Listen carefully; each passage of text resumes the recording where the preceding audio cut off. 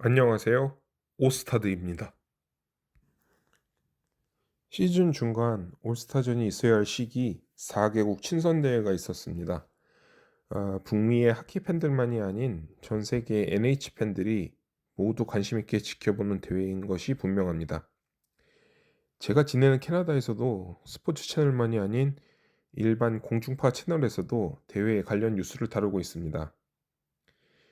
캐나다도 퇴임을 예고한 현 총리 주스틴 트리도 또한 차기 총리가 유력한 푸아리비에까지 한국의 스카이박스석 같은 VIP석이 아닌 일반인들이 있는 1층과 3층에서 근적 경호 없이 경기를 보러 왔습니다.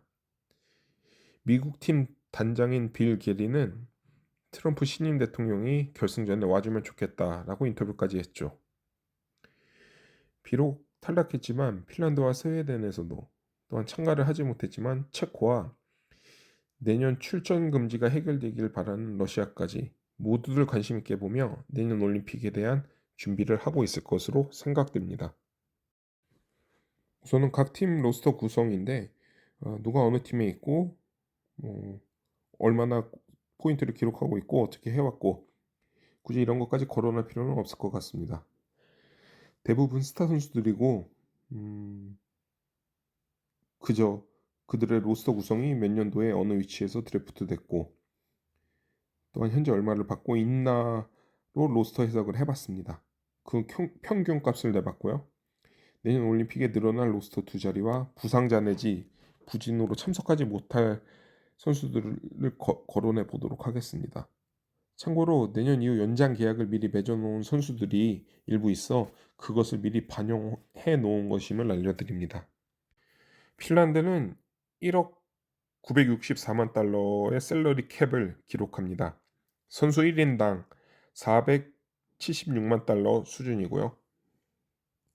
공격진이 600만 달러, 수비진이 261만 달러, 골리가 445만 달러입니다. 전체 1번 출신은 없지만 2번으로 바르코프, 라인에 카포카코가 있습니다. 바르코프는 2번의 기대만큼 명정급 선수가 되어가지만 라인에는 부상으로 신음하고 많은 시간들을 흘려보냈으며 카포카코는 시애틀 이적 후 나아진 모습을 보여주고는 있지만 아직 버스터가 될 거라는 소리를 듣고 있습니다. 그 외에 핀란드의 특급 선수로는 전체 10번으로 지명됐던 란타넨, 2라운드에서 지명됐던 아우와 힌츠, 또 투웨이의 좋은 모습을 보여주는 레코넨 등이 있고요. 부상으로는 낙마했지만 4번 출신인 헤스카이넨이 있습니다. 룬델이 미래에 좀 더 성장할 가능성이 있다고 봅니다. 대부분 선수들은 1라운드에 뽑혔고 2라운더도 덜어 있습니다.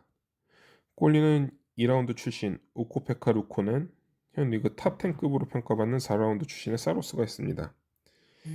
또한 핀란드는 네 팀 중 유일하게 2명의 드래프티가 있습니다. 그들의 셀러리 캡은 낮은 편이고요. 참고로 러시아의 파나린 선수도 언드래프트입니다.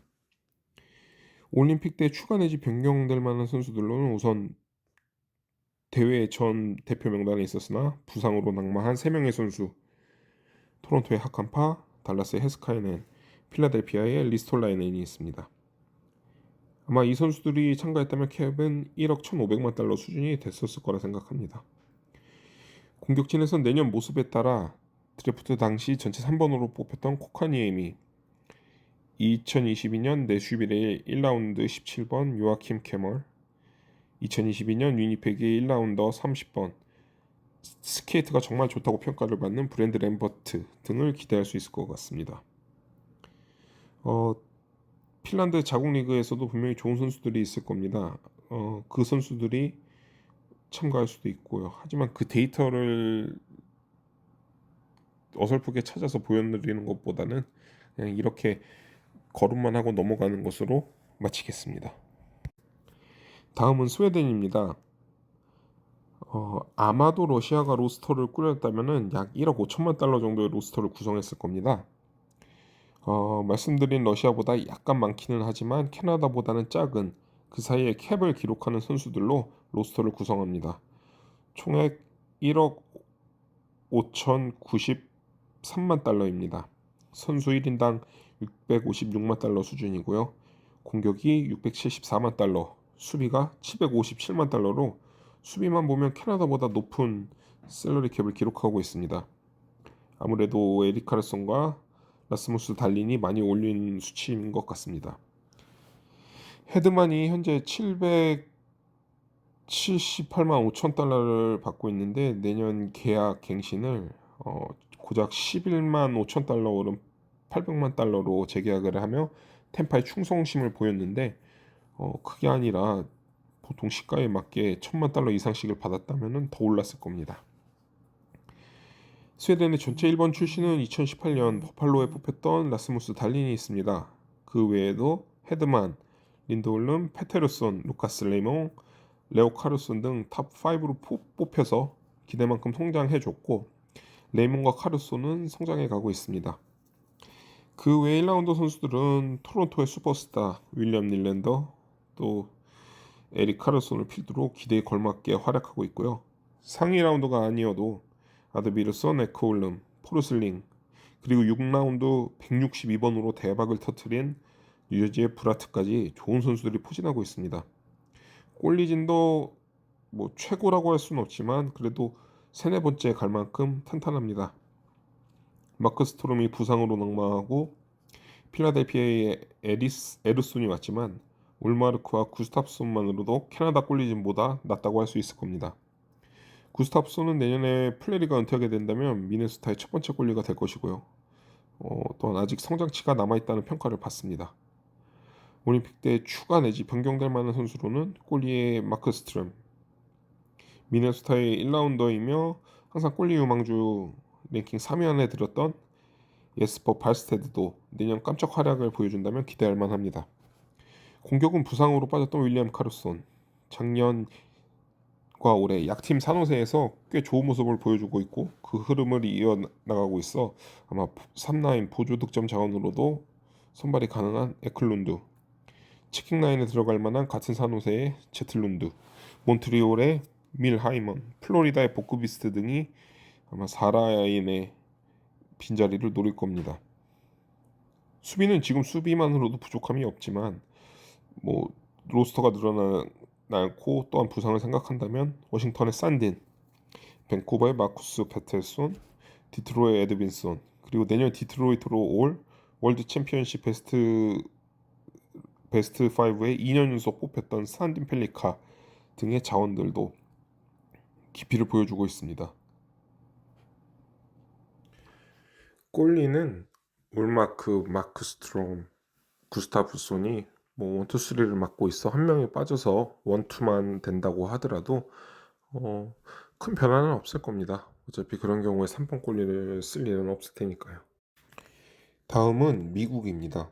총 셀러리 캡 1억 9,330만 달러를 기록하고 있습니다.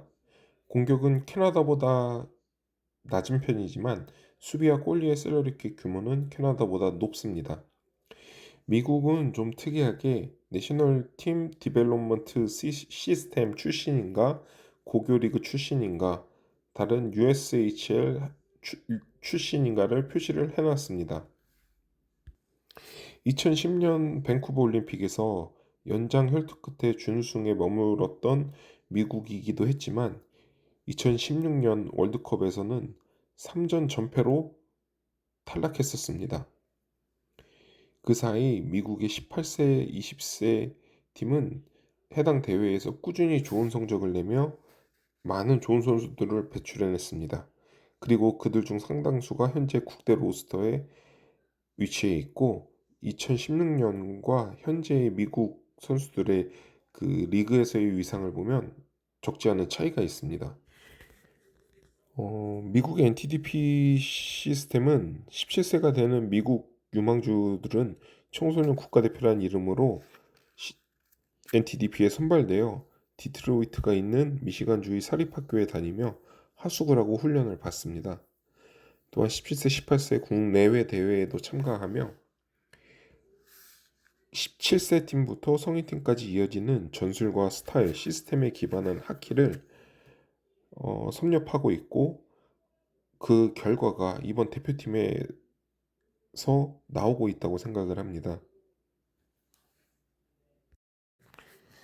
이렇게 미국의 탑레벨 유망주들이 커가는 동안 캐나다의 탑레벨 유망주들은 두 부류로 나누어서 성장을 합니다. 실전 경험을 쌓기는 좋지만 육성의 목표가 프로 진출이지 국가대표팀으로서의 훈련과 거리가 먼 CHL 팀에서 성장하는 선수들이 있고 NCAA 진학을 위한 태클을 타는 캐나다 선수들도 있습니다. 내년부터는 CHL에서도 NCAA로 진학이 가능해졌지만 오랜 시간 동안 선수들은 CHL보다 수준이 떨어지는 주니어 A에서 2년의 시간을 보내야 했었습니다. 작년까지는 CHL에서의 한 경기의 경험이라도 있으면 NCAA로의 진학이 안 됐기 때문이죠. 대표적인 최근 캐나다 NCAA 출신 유망주는 오웬 파워, 셀러 브리니, 켄트 존슨, 아담 판틸리, 시카고의 사샤 보아베르, 몬트리올의 마이클 헤이지 등이 있습니다. 케일 마카도 이 태클을 탔었고요. CHL에서 성장을 하고 수준이 낮은 주니어에서 2년의 시간을 보낸다는 것이 NTDP가 아닌 캐나다의 시스템이 선수 개개인으로 성장하는 데 있어 부족함이 있다는 이야기는 아닙니다. 오해를 안 해주셨으면 좋겠습니다. 올해 처음 시작됐던 CHL 올스타와 NTDP 팀 간의 경기에서는 1차전에서는 CHL이 6대1로 이겼고요. 2차전에서는 3대2로 이겼습니다. 하지만 국가별로 추구하는 하키 프로그램에 따라 성장한다면 일정 레벨 이상의 선수가 대표팀에 모였을 때 주니어 대표팀부터 성인 대표팀까지 자신들이 추구하는 하키를 보여줄 수 있다고 생각합니다.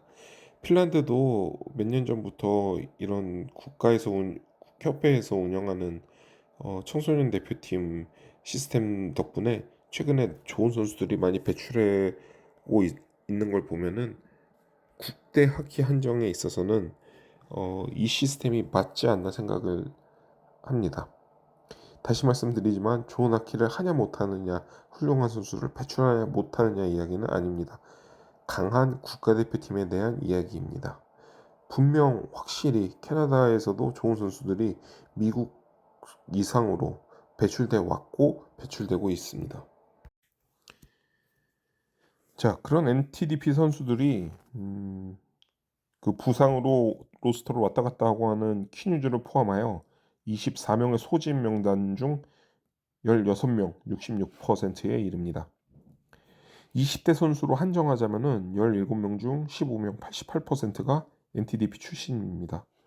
아마도 2030년 알프스 올림픽, 2033년 유타 올림픽쯤 되면은 미국은 훨씬 강한 팀이 돼 있을 겁니다. 미국은 1인당 805만 달러의 셀러리 캡을 기록하고 있고요. 공격진은 822만 달러, 수비진은 820만 달러, 골리는 691만 달러입니다. 미네소타의 젊은 수비수, 현재 최저 연봉을 받고 있는 페이버의 계약을 내년 850만 달러로 적용한 수치입니다. 또한 오틴저가 재계약을 하면 골리도 분명히 700만 달러를 훌쩍 넘을 겁니다. 이 팀은 누가 잘하는지 굳이 이야기를 할 필요 없습니다. 그저 하고 싶은 말은 트로체, 칼 코너, 브룩 넬슨, 딜런 러킨, 크라이더, JT 밀러, 볼디가 탑6에 못 들어 보조 득점 라인이나 체킹 라인에서 뛴다는 겁니다. 수비도 마찬가지입니다. 죄다 각 팀 탑2 셧다운 페어입니다. 파워플레이 공격진도 마찬가지입니다. 아마 NHL 25, 플레이스테이션이나 엑스박스로 이런 팀을 만들려면 돈 무척 많이 써야 할 겁니다.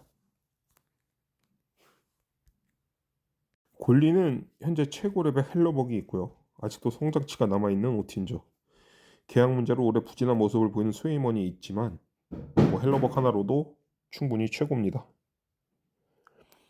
두 자리가 늘어나는 로스터에는 수비에는 워싱턴의 존 칼슨 경험을 더해줄 수 있고요. 레인저스의 키앤드레 밀러 굉장히 거친 선수죠. 올해 부진하지만 공격력이 좋은 내슈빌의 브래든 셰, 좀 더티한 싸움닭이 필요하다면 애너하임으로 밀려갔지만 제콥 트루바 정도까지 있을 겁니다. 공격은 테이지 톰슨, 버니어스, 조시 노리스, 제이슨 로버트슨, 그리고 성장치에 기대하여 로건 쿨리, 뭐 굳이 껴주자면 코필드까지도 있습니다. 꼴리는 저 셋으로도 충분히 강하지만 내년 활약에 따라 캘거리의 더스틴 울프, 토론토의 조셉 월, 스펜서 나이트까지도 노려볼 만할 겁니다. 이 지금 내년에 들어올 만한 거론된 선수들 중에서 존 칼슨, 로버트슨, 더스틴 울프를 빼면 이들 역시 모두 NTDP 출신들입니다.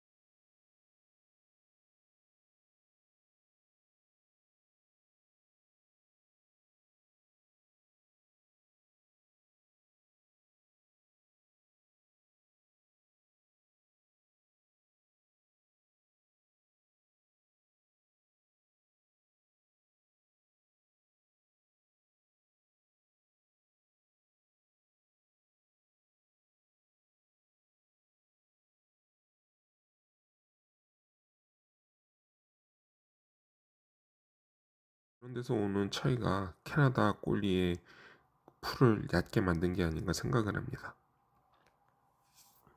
일 필요는 없고요. 이렇게 화면으로 보시면 될 것 같고 바로 추가할 만한 로스터로 넘어가 보겠습니다. 저번 미국과 두 번째 경기에서 패한 것이 매튜 카척, 브래디 카척 형제들처럼 상대를 박박 긁을 만한 선수의 부족이 원인으로 꼽히기도 했습니다. 마샹과 베넷만으로는 부족하니 윌슨을 추가해야 한다는 여론이 있습니다. 생각해 보십시오. 마샹, 베넷, 윌슨이 한 라인으로 상대에게 꽝꽝 부딪히며 도발을 한다. 이거 아마 2000년대 이후 최강의 빌런 라인이 아닐까 생각이 듭니다. 또한 워낙 탄탄한 선수풀이기에 코네크니와 자비스가 안전하지 못하다는 이야기도 돌고 있고요. 그 늘어나는 자리에 들어갈 만한 선수들로는 기술과 도발에 능한 샤이플리, 투웨이에서 강점이 있는 딜런 스트롱과 라이언 스즈키, 맥마이크, 캐나다의 미래 베다드와 셀러브리니, 뭐 어디서나 두루두루 잘해주는 마실소, 그리고 조단 카이루, 토마스까지 뭐 내년에 누가 좋으냐에 따라 달라질 겁니다. 하지만 적어도 윌슨이 가장 어 추가가 될 확률이 높은 선수로 꼽히고 있고요. 나머지는 내년에 상태를 봐야 할 겁니다. 수비도 마카와 모리시, 피에텔란젤로, 티어도어 정도는 안전하다고 볼 수 있고 나머지는 내년의 상황을 봐야겠지만 추가될 만한 선수들로는 작년 같은 모습을 보여준다는 전제하에 에반 부샤르, 노아 dob슨 그리고 던이 있고요.